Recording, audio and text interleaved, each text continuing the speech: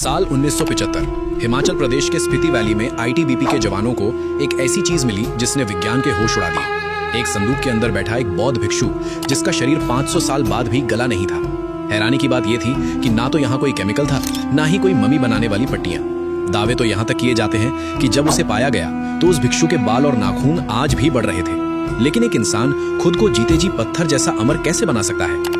आज हम सुकुशिन बुत्सु की उस दर्दनाक और रूह कपा देने वाली प्रक्रिया को समझेंगे जिसे सुनकर आपकी रात की नींद उड़ जाएगी। ये कहानी है सांगला तेंजिन की, लेकिन ये सिर्फ एक कहानी नहीं, एक ऐसी धार्मिक प्रथा है जिसे जापान और तिब्बत के भिक्षु अमरता पाने के लिए करते थे। वे मौत से डरते नहीं थे, बल्कि वे मौत को हराना चाहते थे, और इसे करने का तरीका किसी टॉर्चर से कम नहीं था। स्टेप 1, शरीर को सुखाना।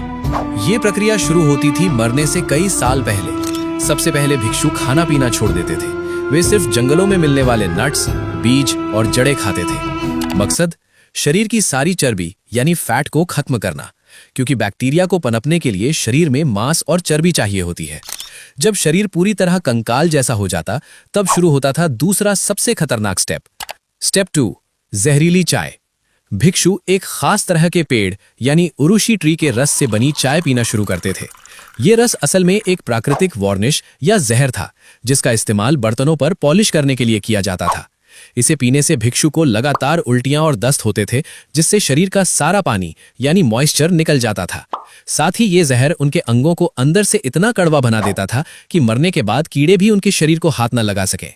स्टेप 3, जिंदा समाधि। अंत में उस भिक्षु को एक पत्थर के छोटे से संदूक में जमीन के नीचे दफन कर दिया जाता था। संदूक इतना छोटा कि वे सिर्फ लोटस पोज में बैठ सकें। ऊपर से एक बांस की नली डाल दी जाती थी ताकि वे सांस ले सकें। भिक्षु के हाथ में एक घंटी होती थी जिसे वे हर दिन एक बार बजाते थे, ताकि बाहर के लोगों को पता चले कि वे अभी जिंदा हैं। जिस दिन घंटी बजना बंद हो जाती, उस नली को निकालकर संदूक को हमेशा के लिए सील कर दिया जाता था। हजारों लोग इस प्रक्रिया को शुरू करते थे, लेकिन कामयाबी सिर्फ कुछ को मिलती थी। आज जब वैज्ञानिक इन ममीज का स्कैन करते हैं तो वे हैरान रह जाते हैं कि कैसे उनके आंतरिक अंग यानी इंटरनल ऑर्गन्स आज भी सुरक्षित हैं।